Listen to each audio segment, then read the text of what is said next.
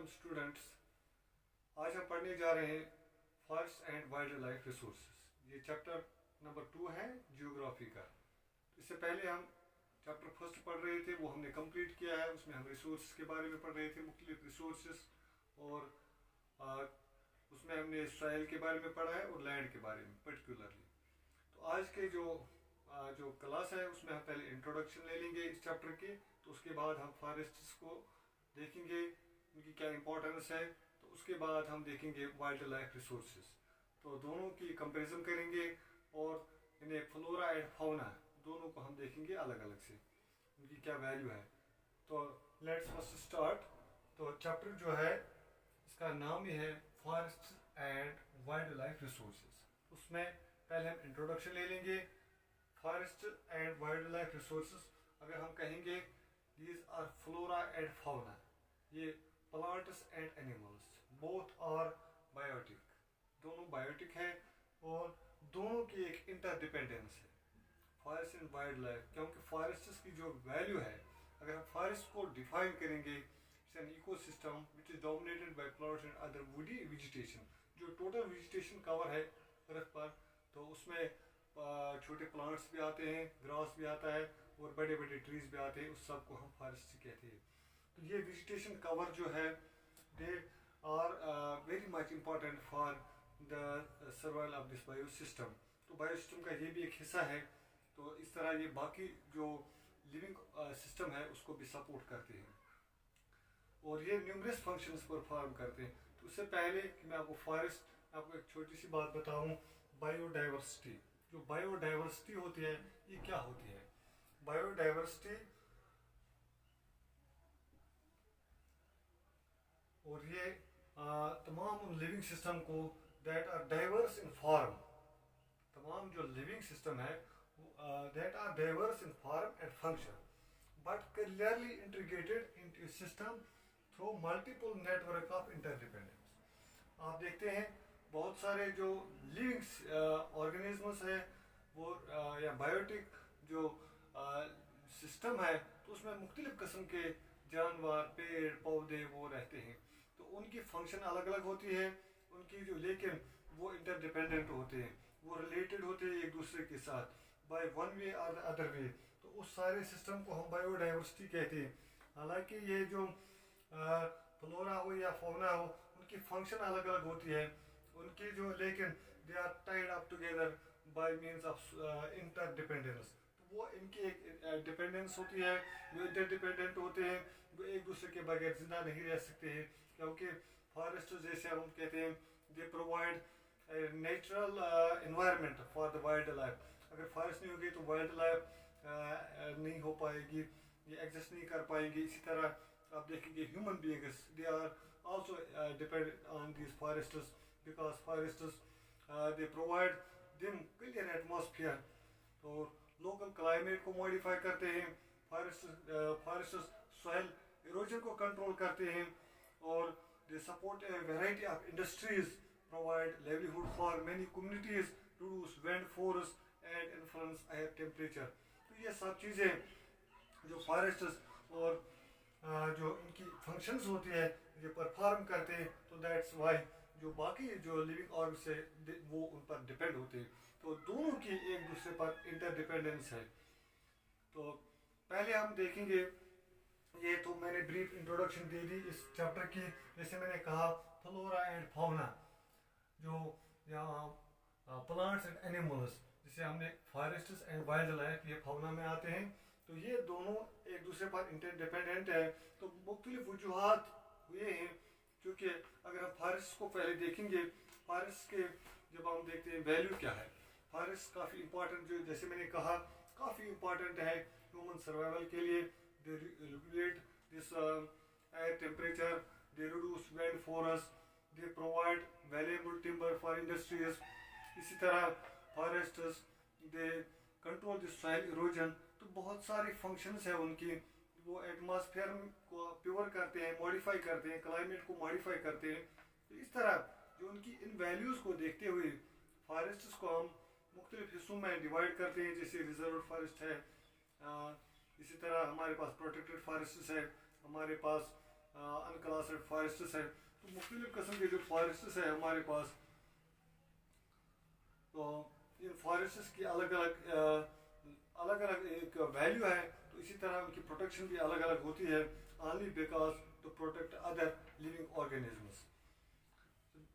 जहाँ जहाँ जो ह्यूमन इंटरफेरेंस से या जो ह्यूमन पॉलिसीज से या ह्यूमन एक्टिविटीज से बहुत सारे जो फ्लोरा एंड फौना का लॉस हुआ है। क्योंकि जैसे हम कहते हैं, अगर हम इंडिया की बात करेंगे, अपने मुल्क की बात करेंगे, तो यहाँ it is very much rich in this wealth of flora and fauna. इसे हम देखते हैं इंडिया में जो टोटल स्पीसीज जो वर्ल्ड की है उसकी 8% उसके इंडिया में है। इसी तरह 81,000 स्पीसीज ऑफ फौना है और 47,000 स्पीसीज ऑफ फ्लोरा है। और उसमें से अगर आप देखेंगे 10% flora and 20% mammals are endangered, यानी वो खतरे में है, वो किसी भी वक्त या क्रिटिकल भी हो सकते हैं और वो खत्म होने वाले भी हैं। Most of these would be categorized as critical, that is on the verge of extinction, like the cheetah, pink-headed duck, इस तरह mountain quail है, इस तरह forest spotted owlet है, and plants like maduka, insignis, a wild variety of mahua है। तो इस तरह बहुत सारे जो चीज़ें हम देखते हैं, बहुत जो नुकसानात हो रहे हैं फॉरेस्ट्स को, जो लॉस होता है उसकी वजह से जो वाइल्ड लाइफ है हमारी जो वेल्थ है वो लॉस हो रही है। तो उनका हैबिटेशन लॉस होता है, इसकी वजह से उनकी फिर ये स्पीसीज इंडेंजर्ड बन जाते हैं और Aahista Aahista eight the verge of extinction ये पहुँचते हैं। क्योंकि हम अगर फॉरेस्ट्स की बात, जैसे मैं कह रहा था, फॉरेस्ट्स की dimensions of deforestation in India are staggering. The forest and tree cover in country is estimated at 79.42 million hectares, which is 24.16% of the total geographical area, that is 3.28 million hectares. और उसमें dense forests जो है वो 12.2% है, open forests है 9.14% and mangrove जो है 0.14%। तो जो फॉरेस्ट रिपोर्ट जो है स्टेट फॉरेस्ट रिपोर्ट जो है 2015 का, उसमें जो कहा गया the dense forest cover has increased by 3,775 square kilometres since 2013. However, this apparent increase in the forest cover is due to conservation measures. वहाँ बाद में पढ़ेंगे conservation measures या management interventions या plantation जो हो रही है, तो उसके जरिए ये थोड़ा फॉरेस्ट इंक्रीज हो रहा है by different agencies. So now let us try to understand different categories of existing plants and animals, or flora and fauna, for based on the International Union for Conservation of Nature and Natural Resources. International Union for Conservation of Nature and Natural Resources, we have classified as follows. जो हमने species को, उनको हमने मुख्तलिफ categories में classify किया है।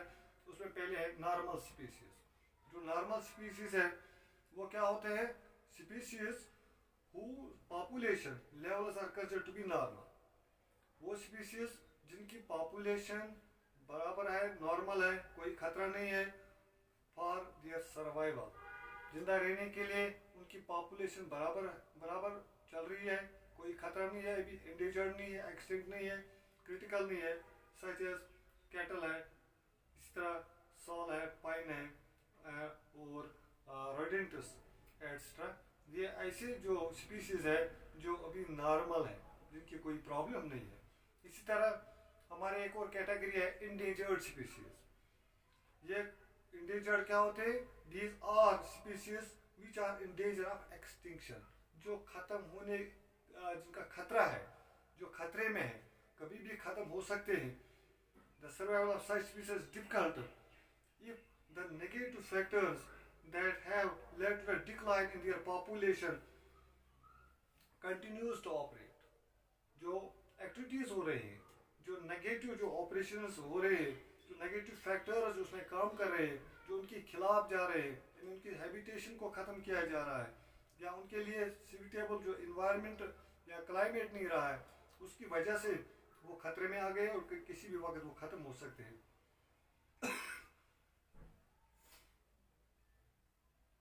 The examples of such species are, जैसे ब्लैक बक है, इसी तरह क्रोकोडाइल है, इंडियन वाइल्ड आस है, इंडियन राइनो है, तरह आयरन टेल्ड मैकूक है, संगाई, ये ब्राउन एंडर डियर है इन मणिपुर। तो ये जो स्पीसीज है, these are endangered species because they are at the verge of extinction. इसी तरह हमारे पास एक और कैटेगरी है स्पीसीज की, वो वल्नरेबल है। वल्नरेबल, तो वल्नरेबल क्या है? These are species whose population has declined to the levels from where it is likely to move into the endangered। आपको समझ आ गया है? ये वो स्पीसीज है जिनकी पॉपुलेशन कम हो रही है और उस लेवल तक पहुंची है जहां वो इंडेंजर्ड करार दिए जाते हैं। If the negative facts continue to operate, examples of such species are blue sheep है, Asiatic elephant है, Gangetic dolphin है। ये और भी कुछ जानवर है, तो ये कुछ एग्जांपल्स हैं। इस तरह हमारे पास रियर स्पीसीज है। रियर स्पीसीज ये क्या होते हैं?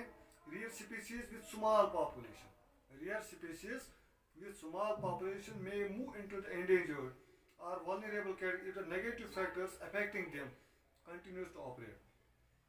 ये जो रियर स्पीसीज है वो उनकी पॉपुलेशन तो कम होती है, स्मॉल पॉपुलेशन की होती है, और अगर उनके साथ ये नेगेटिव फैक्टर्स पेश आए हैं, उनके साथ भी यही एक्टिविटीज़ की गई है, तो अनकरीब इन्हें फ्यूचर में soon they will be turned into endangered. वो इंडेंजर्ड कैटेगरी में आ जाएंगे, इन्हें खतरे में आ जाएंगे।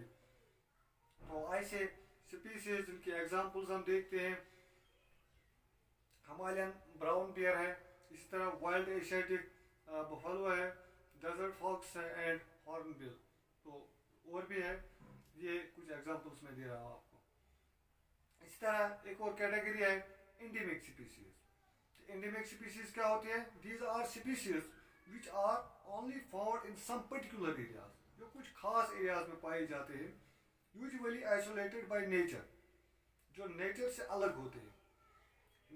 एंडेमिक स्पीसीज वो स्पीसीज होती है जो कुछ पर्टिकुलर एरियाज में पाए जाते हैं, जो नेचर से आइसोलेट होते हैं या जियोग्राफिकल बैरियर्स से अलग होते हैं। तो examples of such species are the Andaman teal है, निकोबार पिजन है, या अंडमान वाइल्ड पिग है, या मिथुन इन अरुणाचल प्रदेश। इस तरह एक और कैटेगरी है एक्सटिंक्ट स्पीसीज। एक्सटिंक्ट स्पीसीज क्या होते हैं? These are species which are not found after searching of known or likely areas where they may occur। तो ये ऐसी स्पीसीज है जिनको हम ढूंढ नहीं पा रहे हैं, हालांकि हम इनको जानते हैं, हमें पता है, लेकिन हम इनको नहीं पा रहे हैं ऐसे एरियाज पर जैसे जहाँ वो रहते थे। स्पीसीज में भी except from a local area, region, country, continent और द इंटायर अर्थ। तो ये स्पीसीज रीजन से खत्म हुए हैं या कंट्री से खत्म हुए हैं या पूरे जो इंटायर अर्थ पर इनकी वो मौजूद नहीं है, और ऐसी स्पीसीज को हम एक्सटिंक्ट स्पीसीज कहते हैं जिनका वजूद ही नहीं रहा, जो खत्म हो चुके हैं। तो इनमें से जैसे एशियाटिक चीता है, इस तरह पिक हेड डक है।